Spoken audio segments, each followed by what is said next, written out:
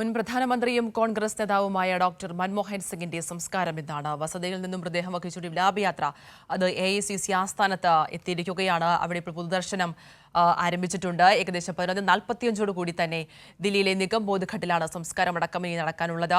നിരവധി രാഷ്ട്രീയ പ്രമുഖരാണ് അദ്ദേഹത്തെ അവസാനമായി ഒരു നോക്ക് കാണാനായിട്ട് AICC ആസ്ഥാനത്തേക്ക് എത്തിക്കൊണ്ടിരിക്കുന്നത്. സ്വാതി സന്തോഷ് തുടരുന്നുണ്ടെന്ന് മനസ്സിലാകുന്നു. സ്വാതി, എന്താണ് അവിടെ നൽകാൻ കഴിയുന്ന ഏറ്റവും പുതിയ വിവരം?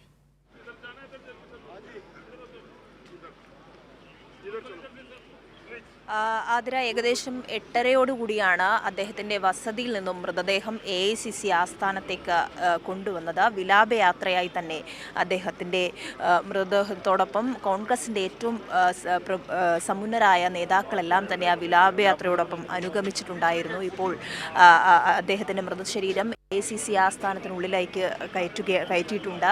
ഏതാനും നിമിഷങ്ങൾക്കകം പൊതുദർശനം ആരംഭിക്കും എന്ന് തന്നെയാണ് മനസ്സിലാക്കാൻ വേണ്ടി സാധിക്കുന്നത്. ഏകദേശം 1 മണിക്കൂർ നീണ്ട പൊതുദർശനമായിരിക്കും. അതിനുശേഷമാണ് നിഗംബോധ് ഘട്ടിലേക്ക് ഏകദേശം 11:45 സംസ്കാര ചടങ്ങുകൾ നടക്കുക. ഇന്നലെ തന്നെ ഈ സംസ്കാര ചടങ്ങുമായി ബന്ധപ്പെട്ട് അല്ലെങ്കിൽ ഒരു പ്രത്യേക സ്ഥലം അനുവദിക്കണമെന്ന ആവശ്യം കോൺഗ്രസിൻ്റെ നേതാക്കളൊക്കെ തന്നെ മുന്നോട്ട് വെച്ചിരുന്നു. അതിനുശേഷം നിഗംബോധ് ഘട്ടിലാണ് സംസ്കരിക്കുക എന്നൊരു തീരുമാനത്തിലേക്ക് എത്തുകയായിരുന്നു. 11:45 സംസ്കാര ചടങ്ങുകൾ ആരംഭിക്കും. എന്തായാലും രാഷ്ട്രത്തിൻ്റെ ഒരു രാഷ്ട്രതന്ത്രജ്ഞനെ നഷ്ടമാകുന്ന അല്ലെങ്കിൽ അദ്ദേഹത്തോട് വിട പറയാൻ ഒരുങ്ങി നിൽക്കുകയാണ് രാജ്യം. അവസാനമായി അദ്ദേഹത്തെ ഒരു നോക്ക് കാണാനായി നിരവധിയായിട്ടുള്ള നേതാക്കൾ, കോൺഗ്രസിൻ്റെ നേതാക്കളൊക്കെ തന്നെയും AICC ആസ്ഥാനത്തേക്ക് എത്തിച്ചേർന്നിട്ടുണ്ട്. രാവിലെ തന്നെ ലോക്സഭാ കക്ഷി നേതാവ് രാഹുൽ ഗാന്ധി, പ്രിയങ്ക ഗാന്ധി, അതോടൊപ്പം സോണിയാഗാന്ധി ഉൾപ്പെടെയുള്ള നേതാക്കൾ AICC ആസ്ഥാനത്തേക്ക് വന്നു.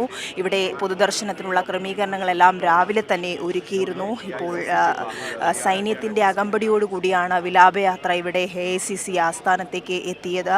ഇപ്പോൾ നിരവധിയായിട്ടുള്ള ആളുകൾ, സാധാരണക്കാരായിട്ടുള്ള ജനങ്ങൾ അദ്ദേഹത്തിന് അന്തിമോപചാരം അർപ്പിക്കുന്നതിനു വേണ്ടി, അദ്ദേഹത്തിൻ്റെ മൃതശരീരത്തിൽ പുഷ്പചക്രം അർപ്പിക്കുന്നതിനു വേണ്ടി AICC ആസ്ഥാനത്തേക്ക് എത്തിച്ചേർന്നിട്ടുണ്ട്. ഇവിടെ 1 മണിക്കൂറോളമാണ് പൊതുദർശനം പുരോഗമിക്കുന്നത്.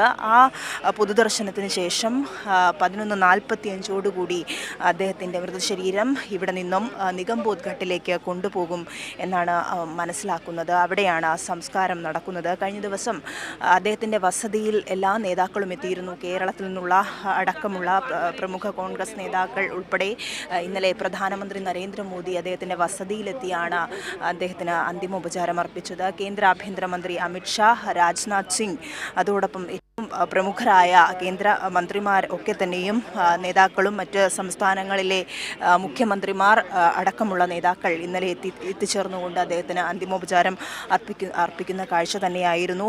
വലിയ ഒരു വിടവാങ്ങൽ അദ്ദേഹത്തിന് ലഭിക്കുന്നു. അദ്ദേഹത്തിൻ്റെ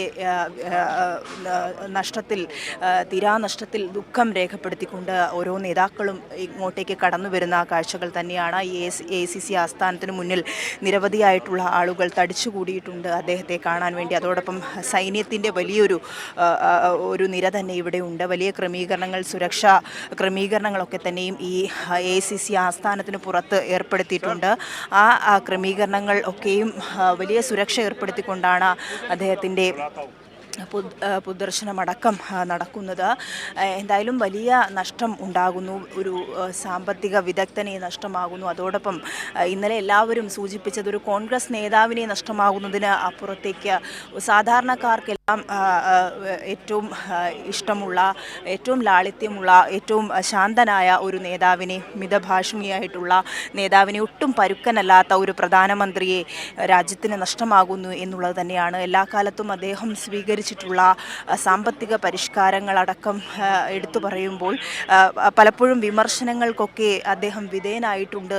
എങ്കിൽ പോലും അതിനെയൊക്കെയും ജനാധിപത്യ മര്യാദകളോടെ കൈകാര്യം ചെയ്യുന്നതിനു വേണ്ടി എല്ലാ വിമർശനങ്ങളെയും ആ അദ്ദേഹത്തിനെതിരായി വന്ന എല്ലാ വിമർശനങ്ങളും ജനാധിപത്യ മര്യാദയോടുകൂടി കൈകാര്യം ചെയ്യാനുള്ള ഒരു പാടവം അദ്ദേഹത്തിനുണ്ടായിരുന്നു. അത്തരത്തിൽ ഒരു വലിയ വ്യക്തിത്വത്തിനുടമയായിരുന്നു എന്നതിനപ്പുറത്തേക്ക് വലിയൊരു വ്യക്തിപ്രഭാവം അല്ലെങ്കിൽ കാര്യങ്ങളെയൊക്കെ കാര്യങ്ങളൊക്കെയും കൈകാര്യം ചെയ്യുന്ന രീതിയിലൊക്കെയും വ്യത്യസ്തനായിരുന്നു. കോൺഗ്രസ് നേതാക്കളൊക്കെയും കഴിഞ്ഞ ദിവസം അദ്ദേഹത്തെ അനുശോചിച്ചുകൊണ്ട് പറയുമ്പോൾ എപ്പോഴും മതേതരത്വവും ജനാധിപത്യ മൂല്യങ്ങളും കാത്തുസൂക്ഷിക്കുന്ന ഒരു നേതാവായിരുന്നു. എല്ലാ കാലത്തും അത്തരത്തിലാണ് അദ്ദേഹം ഇടപെട്ടിട്ടുള്ളത്. ഒരു ദീർഘവീക്ഷണമുള്ള സാമ്പത്തിക കാര്യങ്ങളിൽ ഒരു രാഷ്ട്രത്തെ ഏതു തരത്തിൽ സാമ്പത്തികമായി വളർച്ചയിലേക്ക് എത്തിക്കാം എന്നുള്ളതിൽ കൃത്യമായൊരു ദീർഘവീക്ഷണം ഉണ്ടായിരുന്ന ഒരു നേതാവിനെ നഷ്ടമാകുന്നതിൻ്റെ വേദനയിൽ തന്നെയാണ് രാജ്യം മുഴുവൻ. AICC ആസ്ഥാനത്തും പല നേതാക്കളും അദ്ദേഹത്തെ കാണാൻ വേണ്ടി എത്തുമ്പോഴും അങ്ങനെ തന്നെയാണ് നമ്മളോട് പ്രതികരിക്കുന്നത്. വലിയ ഒരു സാമ്പത്തിക ശേഷി ഏറ്റവും കുറഞ്ഞ ഒരു സമയത്ത് ഒരു രാജ്യത്തിൻ്റെ ധനകാര്യ വകുപ്പ് കൈകാര്യം ചെയ്യുന്നു. അതിനുശേഷം ആ രാഷ്ട്രത്തെ ഏത് തരത്തിലൊക്കെയും സാമ്പത്തികമായി വളർത്താമെന്നുള്ളതിൽ ഗാഢമായി ചിന്തിക്കുകയും അതിനുവേണ്ടി കൃത്യമായ കാഴ്ചപ്പാടുകൾ വെച്ച് പുലർത്തിക്കൊണ്ട് മുന്നോട്ട് പോവുകയും ചെയ്തൊരു നേതാവാണ്. ആ വിമർശനങ്ങൾ നേരത്തെ സൂചിപ്പിച്ച പോലെ പല പരിഷ്കാരങ്ങളുംക്കെതിരെയും വലിയ വിമർശനങ്ങൾ ഉണ്ടാകുന്നെങ്കിൽ പോലും അതിനെയൊക്കെയും തരണം ചെയ്തുകൊണ്ട് പോകുന്നതിന് വേണ്ടിയിട്ടുള്ളൊരു നിലപാട് അദ്ദേഹം എക്കാലത്തും സ്വീകരിച്ചിരുന്നു. എന്തായാലും അദ്ദേഹത്തിന് അന്ത്യമൊഴി നൽകുന്നതിന് വേണ്ടി അല്ലെങ്കിൽ അദ്ദേഹത്തിൻ്റെ വിടവാങ്ങൽ സാധാരണ മനുഷ്യക്കാരിൽ ഉണ്ടാക്കുന്നൊരു വേദനയും കഴിഞ്ഞ ദിവസം നേതാക്കളൊക്കെയും സൂചിപ്പിച്ചിരുന്നു. AICC ആസ്ഥാനത്താണ് ഇപ്പോൾ മൃതദേഹമുള്ളത്. പൊതുദർശനം ആരംഭിക്കുകയാണ്. എല്ലാ നേതാക്കളും അതോടൊപ്പം കോൺഗ്രസിൻ്റെ ഏറ്റവും പ്രമുഖരായ നേതാക്കളൊക്കെയും AICC ആസ്ഥാനത്തുണ്ട്. സാധാരണക്കാരായിട്ടുള്ള ജനങ്ങൾ അദ്ദേഹത്തെ അവസാനമായി കാണാൻ വേണ്ടി എത്തിച്ചേർന്നിട്ടുണ്ട്. കൃത്യം 11:45 തന്നെ സംസ്കാരം നടക്കും എന്നാണ് മനസ്സിലാക്കാൻ കഴിയുന്നത്. ആതിര. ശരി, സ്വാതി സൂചിപ്പിച്ചതുപോലെ തന്നെ AICC ആസ്ഥാനത്ത് ഡോക്ടർ മൻമോഹൻ സിംഗിന്റെ പൊതുദർശനം അത് തുടരുകയാണ്. ഒട്ടനവധി പേരാണ് അദ്ദേഹത്തെ അവസാനമായി ഒരു നോക്ക് കാണാനായി എത്തിക്കൊണ്ടിരിക്കുന്നത്. ഏകദേശം 11:45 കൂടിയിട്ടാകും ഇനിയിപ്പോൾ സംസ്കാരം അടക്കമുള്ള കാര്യങ്ങൾ നടക്കുക.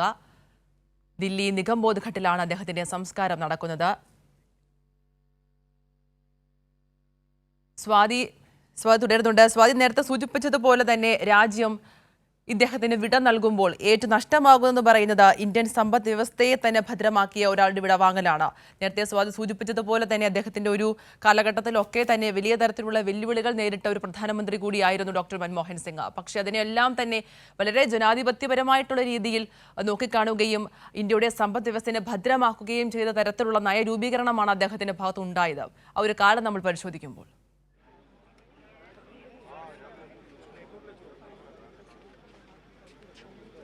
അതെ, തീർച്ചയായും ആതിര.